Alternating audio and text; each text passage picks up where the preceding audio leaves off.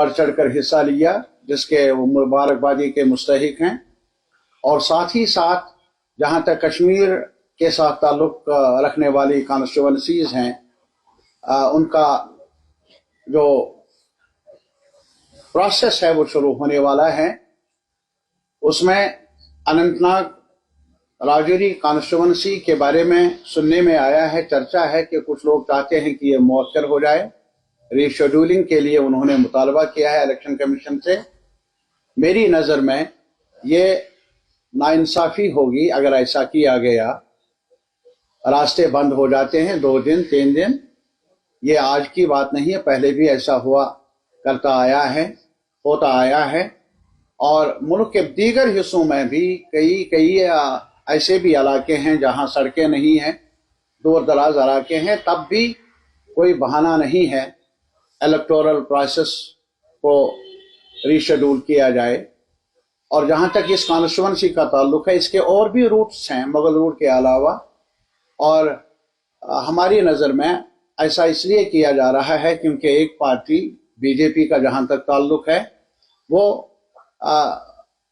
जम्मू के नताइज या जम्मू के जो अवाम की तरफ से जो चहल पहल नज़र आई है चुनाव में, उनके तवक्कुआत के मुताबिक नहीं है। शायद वो चाहते हैं एक बहाना दूसरा बहाना करके ये इस कॉन्स्टिट्यूंसी की जो एक लेजिटिमेट कंसर्न है वहाँ के इलेक्टोरेट का के वक्त पर होने चाहिए, उसको भी तब्दील करना चाहते हैं।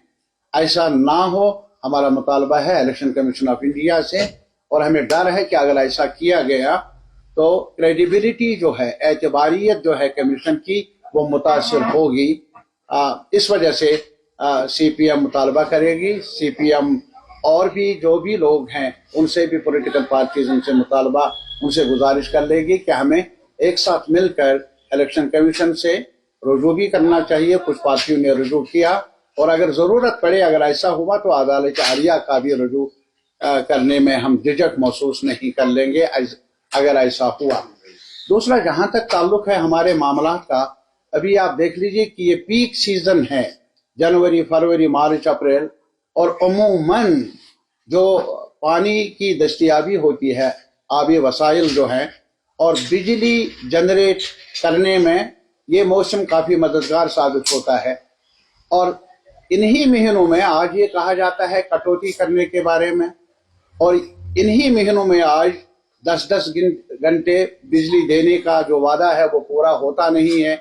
और दूसरी तरफ फीस में बेतहाशा इजाफा किया गया है।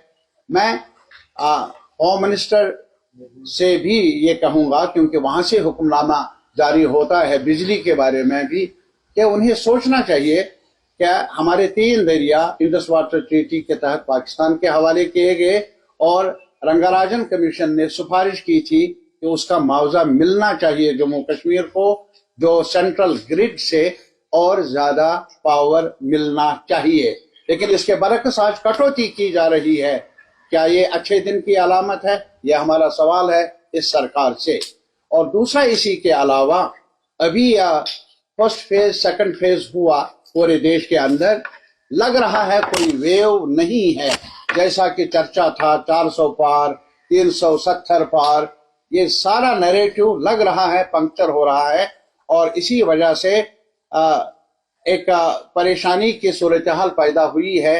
जो रहनुमा है, जिनके हाथ में कमान है मुल्क की, वो अब गुस्से में आकर ऐसी बातें कर रहे हैं, ऐसा नैरेटिव बिल्ड करने की कोशिश कर रहे हैं जो आईन के ज़ाबितों से बाहर हैं, और जो मुल्क की जो सालिमियत है उस पर आंच आने का अंदेशा है अगर ऐसा नैरेटिव जारी रहा।